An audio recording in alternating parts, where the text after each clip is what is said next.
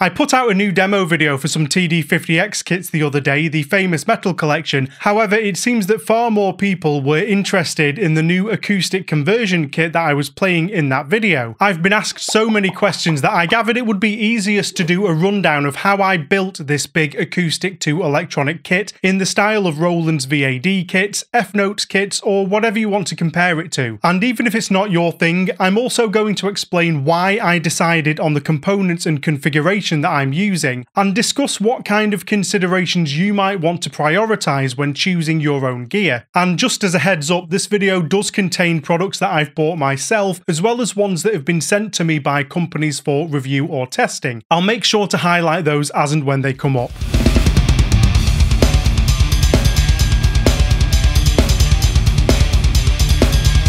So right off the bat, this is a vanity kit. I chose the acoustic style firstly because I create visual content and I want my kit to look nice on camera. I previously converted a Tama Club Jam kick and snare drum, there's a video about that on the channel, which I liked the aesthetic of, but I gathered that I could match the wrap myself and save some money, but I was wrong. I've never been able to match it and it's always bugged me. So I wanted a cohesive finish across all of my drums. When planning the famous metal video, I decided that I wanted to use a rack with 5 toms. However, most of the converted drums that I have are 12 inches or larger, which would have made space a little bit tight. So next on the list was having a few smaller diameter drums. Back when I did my Tama kit, I also converted a WHD snare drum, and I remembered being quite surprised that the hardware was a bit nicer than the usual tat that comes on cheap drums. So I thought that would be a good place to start. I knew I was happy with an 18-inch kick drum, and luckily for me there was a WHD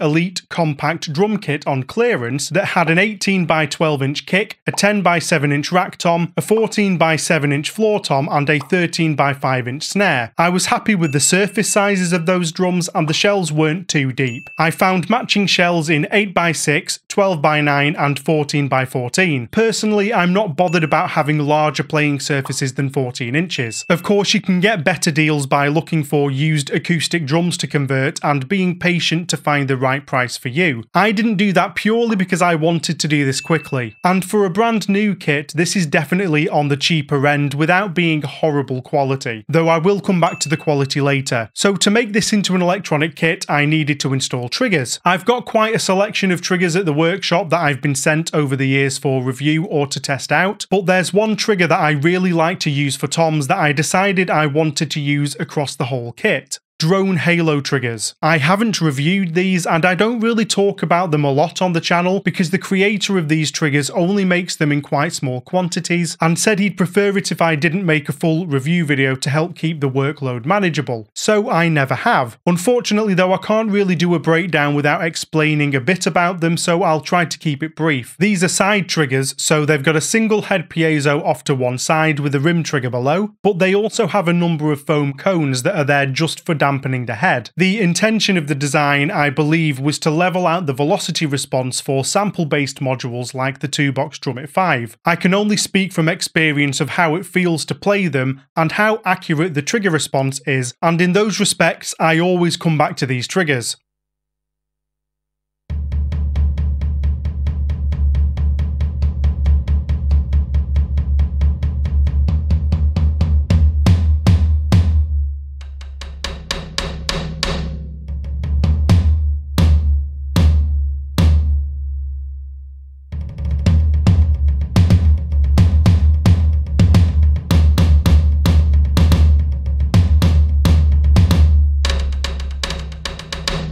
I actually prefer this trigger to the 3-cone triggers that have become very popular recently. Generally, I think that those triggers are very good, but the 3 small hotspots still annoy me personally for my playing style. On a single side trigger, the only hotspot is where the trigger sits, off to the side, so it's much easier to avoid. Your playing style or your needs might yield different results. For the video, I actually had different triggers inside the 8, 10 and 14-inch drums. These were sent to me by drum-tec for free to make a review video, and I do rate them really highly as triggers. Check out my review for more details. But I just wanted consistency between the whole set of toms, and now I've installed the drone triggers in all of them. Each trigger has a mini jack connector hooked up to a barrel jack that I've mounted in the shells. One thing that I thought was great was that all of these drums came with easily removable vent holes. Fantastic, no need to drill anything. However, on the rack toms, they're all placed directly underneath the tom mount, which means that the jack cable doesn't fit in. So I had to drill new holes for those 3 drums. For the tom heads, I prefer 3-ply heads, so I'm using a mixture of drum-tec Real Feel, Jobeki Prestige 3-ply, and Spare Drum 3-ply heads. I was sent some of the drum-tec and Jobeki heads for free as part of the review process, but some of them I bought myself because I like them, and I also bought the Spare Drum ones myself. All 3 of these heads feel almost identical, and in my opinion they're great. Moving on to the kick drum, I made a DIY trigger years ago that's still going strong, and I just moved it from my Tama kick to this one. It's all attached to a circle of MDF that's then mounted to the lug screws. The whole assembly is a little bit overkill. It was made for a 16-inch shell, but then when I moved it to an 18-inch drum, it wasn't big enough to mount it to the hardware, so I just kept adding hardware to make it work. This also made it really heavy, but I actually quite like that for the feel. It doesn't move around and I can really dig into it. The trigger is a piezo held in a plastic plate that I pulled from an old drone rim trigger, just so that I could use the mini jack to make disassembly easier. This cone is from DDT, and I bought a batch of these years ago from Europe. You'll see these on DDT's own triggers, as well as drum-tec's, GEWA's, and the GearDrum 3CS, which I was sent for review in 2020. The cone is mounted above where the beater strikes the head and in the centre. On a kick drum, you don't need the cone to be directly behind the point of impact, and the force from your pedal is more likely to damage the trigger. I kept it centered between the 2 beaters so that I get equal force with a double pedal. Behind the impact point, I've got a big foam cushion. It's a KD120 replacement foam cushion from eDrums that I bought. I highly recommend something like this if you have issues with your beaters double tapping the head, especially if your mesh head is on the springier side. However, a good drum head is also important, and my favourite so far for kick drums is the drum-tec Pro head. I wasn't sent this one, I bought it myself and I love it. It's the closest to Mylar that I've ever felt from a mesh head, and on the kick drum this feels amazing in my opinion. The trade-off is that it's much louder than other mesh heads.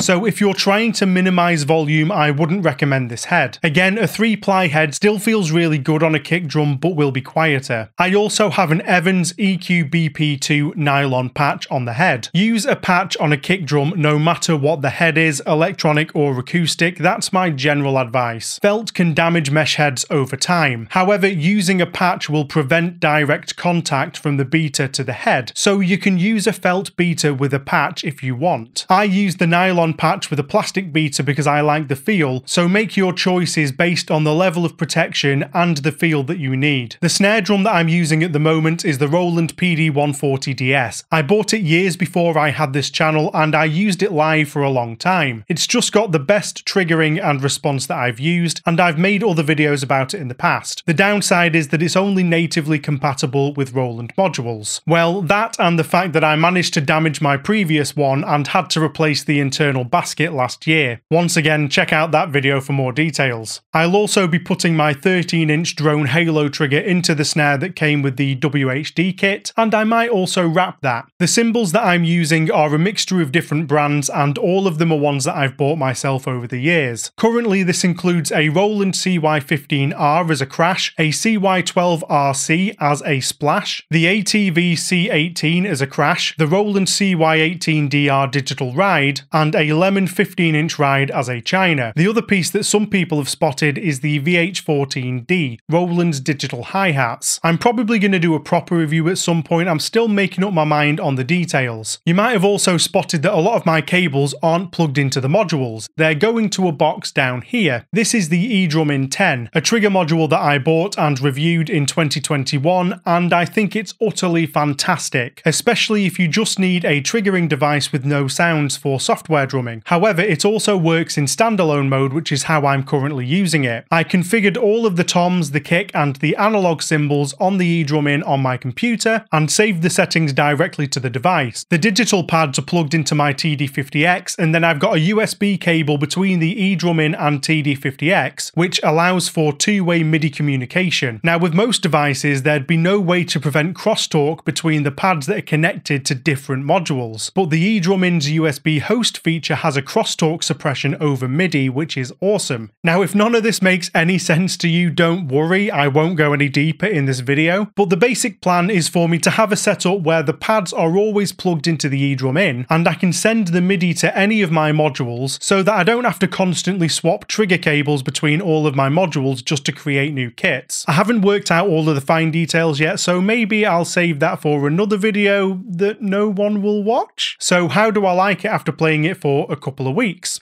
I kinda love it. Normally I'm not that bothered about lots of drums and cymbals, but it's been really fun. I've been fortunate enough to be able to spend a lot of time over the years working out what I like the feel of, whether that's the heads, the triggers, or the hardware that they're attached to. So now I've been able to create a kit based fully around all of my favourite components, and it just feels great to play. I've always had a little bit of internal conflict about acoustic style eDrums because I honestly do agree with the idea that electronic drums are their own instrument, and you don't need to do this to enjoy them. And it is somewhat compromising convenience and innovation for familiarity and tradition. But on a more primal level, this just feels better to hit than many other kinds of pad kits that I've used. Also, I can't really deny that it's done its job on a visual level. I wouldn't have received so many comments if people didn't think it looked good. I was surprised how much I liked the matte wood grain style of the finish, but that said, this is where the cost-cutting nature of this kit rears its head. As far as I can tell, this finish is just one coat of paint over pretty much bare wood, so it looks quite nice, but it marks really easily. I've already put some marks in it and I'm quite clumsy, so it's probably going to get worse. Maybe I'll end up wrapping it down the line. This kit's also on the louder end for electronic drums compared to smaller pad kits. I've got mesh heads on the bottom of all of my toms, so they're all quite similar in volume to, say, a Roland PD-128 or a PDA-120L, but the kick drum is pretty loud because of the combination of the batter head and the fact that there's a reso head on it. The patch and the foam cushion help a bit, and I've also put a pillow against the resonant head to stop it from resonating, but it's still louder than some pads might be, like a kick tower. That said, a lot of the volume of a kick pad does come from the vibrations through the floor, and that's also the case with the hi-hat pedal. However, having a two-piece electronic hi-hat adds even more noise into the equation because they sort of clomp together. So if you did want to do something like this, but volume is a big consideration for you, you'll probably want a different kind of kick head to mine, and using a pedal hi-hat controller will probably make things a little bit quieter. I've got the luxury of a decent sized space and I'm not planning on transporting it at all. I played a fully electronic setup in a cover band for about 7 years, and there's no way that I'd take a kit like this out in that scenario. Now, if you want to see how I put together a compact gigging kit, check out this video where I built an electronic kit for my stand-in drummer. Or if you're happy with your setup but you want to improve the sound of your electronic drums, check out my store over at the eDrumworkshop.com. Enjoy the rest of your day and I'll see you in the next video.